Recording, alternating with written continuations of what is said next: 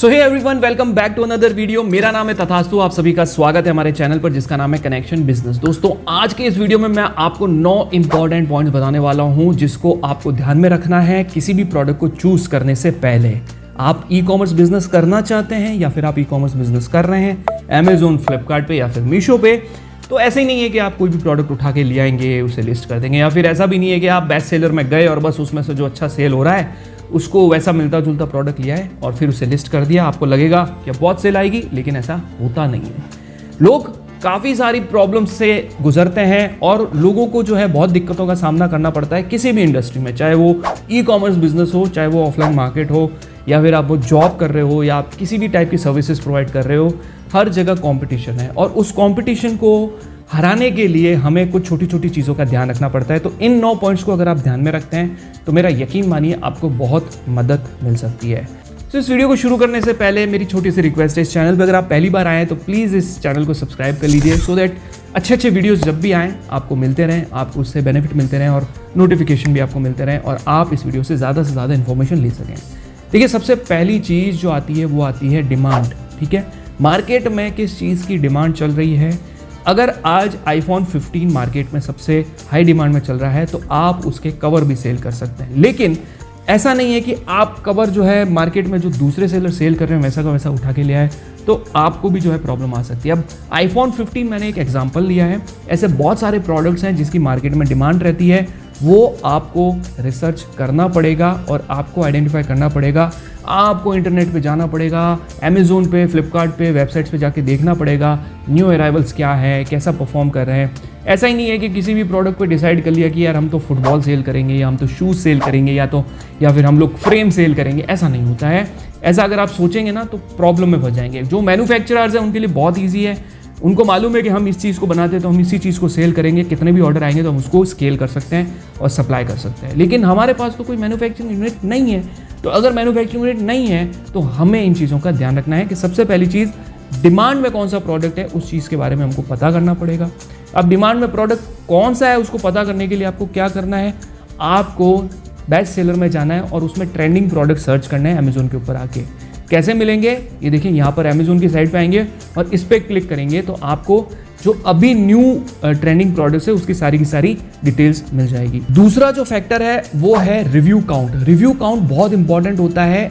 जिन products के ऊपर, जिस पर्टिकुलर प्रोडक्ट के ऊपर 50,000, 30,000, 60,000 या 20,000 हज़ारों में रिव्यूज़ है ना, यानी कि वो प्रोडक्ट सेटल हो चुका है मार्केट में।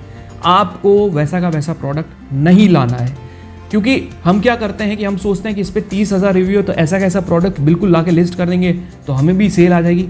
वैसा प्रोडक्ट नहीं लाना है। उससे प्लस माइनस आप ला सकते हैं, उसके कंपटीशन में अच्छा प्रोडक्ट ला सकते हैं, अफोर्डेबल प्राइस में ला सकते हैं, प्लस माइनस उसके अंदर फीचर्स ऐड कर सकते हैं तो आपको सेल मिलेगी। ऐसा नहीं है कि बिल्कुल वैसा का वैसा प्रोडक्ट अगर आप लाएंगे तो आपको सेल्स मिलेगी। तो आपको रिव्यू काउंट का ध्यान रखना है। तीसरी चीज़ होती है रेटिंग्स। अब रेटिंग्स का मतलब क्या है, ऐसा नहीं है कि मैं आपको कहने वाला हूँ कि आपको रेटिंग्स लानी है अपने प्रोडक्ट पे। रेटिंग्स का मतलब सिंपल होता है कि किसी भी प्रोडक्ट के ऊपर कितनी रेटिंग है। अमेजोन के ऊपर रेटिंग कैसे काउंट होती है कि जब आपके 3.8 स्टार हो जाते हैं तो वो 4 स्टार काउंट होते हैं। जैसे लिखा हुआ होता है ना 1, 2, 3, 4, 5 स्टार्स होते हैं, राइट। स्टार रेटिंग ऐसे ही होती है। तो अगर आपके प्रोडक्ट के ऊपर 3.8 मार्क्स है आउट ऑफ 5, अगर देखा जाए तो 3.8 मार्क्स आ रहे हैं या 3.8 रेटिंग्स आ रही है, तो आपको प्रोडक्ट के नीचे 4 स्टार शो होंगे।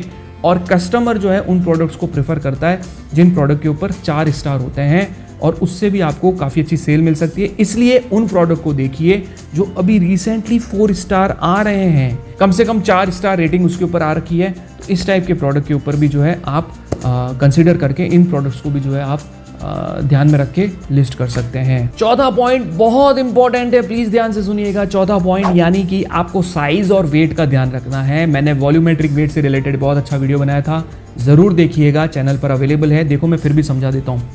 500 ग्राम से अंदर के प्रोडक्ट रखिएगा, कोशिश करिएगा। हैवी वेट प्रोडक्ट मत सेल करिएगा, क्योंकि अगर आप हैवी वेट प्रोडक्ट सेल करते हैं, मैं ऐसा नहीं कह रहा हूँ हैवी वेट कोई मत करिए, अगर 1 kg तक है तो चलेगा, बट स्टिल 500 ग्राम से अंदर तक रखिए, सो दैट आपकी जो शिपिंग चार्जेस है वो ज़्यादा ना लगें। अगर शिपिंग चार्जेस बचाने हैं, ज़्यादा ऑर्डर आएंगे, लेट्स से 25 रुपीज़ भी अगर आपको एक्स्ट्रा 500 ग्राम्स के पे करने पड़ रहे हैं और आप महीने में अगर सपोज 500 ऑर्डर्स भी जो है वो करते हैं तो कितना सारा पैसा आपको एक्स्ट्रा देना पड़ रहा है।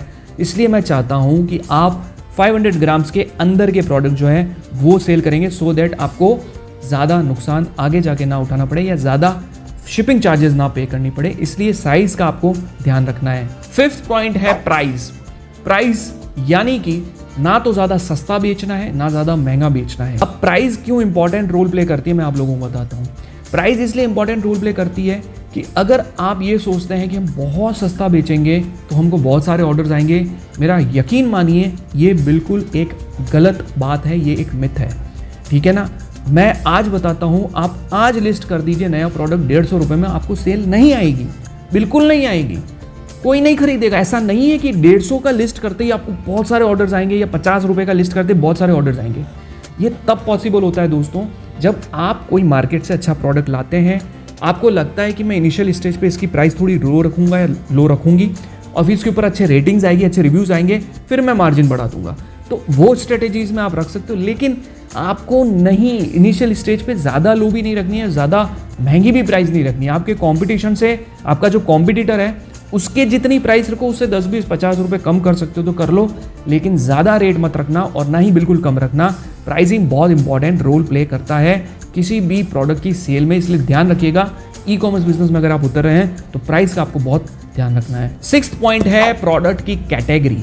अब कैटेगरी अगर बहुत कॉम्पिटिटिव है, ठीक है ना, अब कॉम्पिटिटिव कैटेगरी से मतलब क्या है, आप क्लोथिंग में उतर रहे हैं तो क्लोथिंग एक बहुत कॉम्पिटिटिव कैटेगरी है, आप मोबाइल एसेसरीज में उतर रहे हैं बहुत कॉम्पिटिटिव कैटेगरी है, ठीक है ना। ऐसे प्रोडक्ट जिस पे आपको लगता है कि कंपटीशन थोड़ा कम हो सकता है, बहुत सारे मार्केट में ऐसे कैटेगरीज अवेलेबल है। यार आप खुद देखो, करोड़ों प्रोडक्ट लिस्ट है और हज़ारों इसके अंदर अलग अलग वेराइटीज़ हैं, उसके बाद इतनी सारी कैटेगरीज ऑलरेडी अवेलेबल है।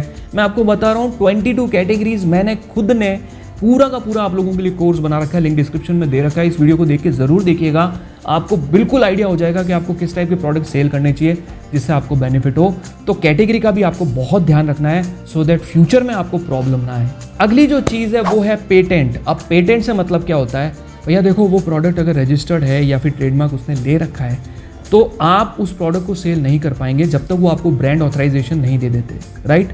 आप जो भी प्रोडक्ट सेल करना चाहते हैं, अगर कोई वो प्रोडक्ट ऑलरेडी मार्केट में लिस्टेड है किसी ब्रांड के नाम से, तो फिर आप कैसे, आप मुझे बताओ, आप अगर जाओगे उसके पास कि मुझे दे दो ये प्रोडक्ट मैं सेल करना चाहता हूँ, कल को कोई दूसरा जाएगा वो उसे भी दे देंगे, तो मल्टीपल सेलर बेचेंगे तो उसका कोई सेंस नहीं है ना। तो इसलिए आपको रेस्ट्रिक्टेड कैटेगरी में नहीं जाना है, पेटेंट वाले प्रोडक्ट को लिस्ट करने के बारे में नहीं सोचना है। आप या तो अपना खुद का प्रोडक्ट, अपना खुद का ब्रांड बना लीजिए, टाइम लगता है थोड़ा, लेकिन एक बार ब्रांड बन जाएगा तो आपको उससे बहुत बेनिफिट हो सकता है। या फिर आप जो है जेनेरिक प्रोडक्ट सेल कर सकते हैं। जेनेरिक प्रोडक्ट कैसे लिस्ट किया जाता है उसका भी लिंक मैं डिस्क्रिप्शन में दे दूंगा, या फिर ब्रांड ऑथराइजेशन कैसे लिया जाता है उसका भी लिंक मैं डिस्क्रिप्शन में दे दूंगा, आप जरूर देखिएगा। 8 पॉइंट जो है वो है सेल्स हिस्ट्री। अब सेल्स हिस्ट्री देखने के लिए आपको एक टूल का इस्तेमाल करना पड़ सकता है, वो पेड टूल है और मैं समझता हूँ वो हर किसी के लिए पॉसिबल नहीं है। लिंक मैंने डिस्क्रिप्शन में दे रखा है, AMZ स्काउट टूल, और जो मैंने कोर्स बनाया है वो कोर्स पूरा उस टूल के थ्रू बनाया है। उस टूल को अगर आप 1 महीने के लिए भी लेके ट्राई करके देखते हैं ना, अगर आपके पास बजट है तो नीचे जो लिंक है उससे आप क्लिक करके जाएंगे तो आपको अच्छा खासा डिस्काउंट भी मिल जाएगा उसके ऊपर 1 महीने के लिए, और उसमें आप सारी सेल्स हिस्ट्री भी निकाल सकते हैं कि कितनी सेल्स हुई है, कितना उसके ऊपर जो है रिव्यूज़ आए हैं, बहुत अच्छा डिटेल में है। कैसे वर्क करता है वो टूल, वो सारा मैंने उस प्रोडक्ट रिसर्च कोर्स में बता रखा है, तो आप वो भी ट्राई कर सकते हैं अगर अफोर्डेबल है तो। मैं ऐसा नहीं कह रहा हूँ कि आपके लिए, नहीं तो आप जाके एक बार सेल्स हिस्ट्री के लिए हमारा वो कोर्स वाला वीडियो भी देख सकते हैं। उसमें मैंने सारे वीडियो, सारे प्रोडक्ट तो कवर नहीं कर पाया मैं, लेकिन काफ़ी सारे मैंने उसमें कवर कर लिए, तो आप वो वीडियो ज़रूर देखिएगा। और जो लास्ट पॉइंट है वो कितने सेलर्स उस प्रोडक्ट को सेल कर रहे हैं। आप देखिए कि अगर कोई प्रोडक्ट पे ऑलरेडी बहुत सारे सेलर सेल कर रहे हैं तो आपको वो प्रोडक्ट सेल करने की ज़रूरत नहीं है, भूल जाइए उस प्रोडक्ट को और ऐसे प्रोडक्ट को हंट करिए, ऐसे प्रोडक्ट को ढूंढिए जो सिर्फ और सिर्फ आप सेल कर रहे हो, या फिर एक्सक्लूसिवली आपके अलावा 2-4 सेलर या ज़्यादा कॉम्पिटिशन नहीं हो उस प्रोडक्ट में। देखिए एक चीज़ मैं आप लोगों को बताता हूँ कि हर साल बहुत सारे सेलर ऑनबोर्ड होते हैं और उनको नहीं पता होता है कि उन्हें बेचना क्या है, और हर साल बहुत सारे ऐसे सेलर भी ऑनबोर्ड होते हैं जो एक्सक्लूसिव प्रोडक्ट लेकर आते हैं। अब यहाँ पर एक पॉइंट मैं आप लोगों को बताता हूँ, कि कुछ लोगों को ये लगता है कि हम एक्सक्लूसिव प्रोडक्ट लाएंगे तो कल को अमेजोन हमारा प्रोडक्ट कॉपी कर लेगा। तो मैं फिर बोलता हूँ कि पहले आप उस लेवल पे पहुँच जाएं कि अमेजोन का आपका प्रोडक्ट कॉपी करने लायक दिखे, ठीक है। उसके बाद आप दूसरा प्रोडक्ट ले आइएगा, अपनी खुद की ई-कॉमर्स वेबसाइट पे सेल कर लीजिएगा। लेकिन अभी ये सोचने की ज़रूरत नहीं है कि अमेजोन आपके प्रोडक्ट को कॉपी कर लेगा।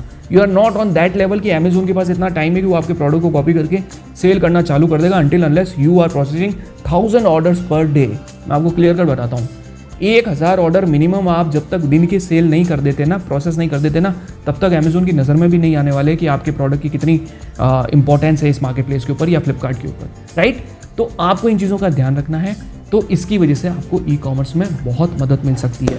सो दोस्तों, थैंक यू सो मच इस वीडियो को देखने के लिए। अगर आपको वीडियो पसंद आए तो प्लीज़ एक अच्छा सा कमेंट जरूर छोड़िएगा, वीडियो को लाइक ज़रूर कीजिएगा, क्योंकि अगर मुझे अच्छे लाइक्स और अच्छे कमेंट्स आते हैं तो मुझे काफ़ी मोटिवेशन मिलती है, सो दैट मैं आप लोगों के लिए अच्छे अच्छे वीडियोज़ और लाता रहूँ। अगर आप अमेजोन पे भी सेल करना सीखना चाहते हैं तो साइड में मैंने लिंक दे दिया है, उस लिंक के थ्रू भी आप जो है सीख सकते हैं और अपने बिजनेस को ग्रो कर सकते हैं। हमारा एक पेड कोर्स भी है, उसका लिंक भी मैंने कमेंट में पिन कर दिया है। Thank you so much guys इस वीडियो को पूरा देखने के लिए। मिलते हैं अगले वीडियो में, तब तक के लिए टेक केयर।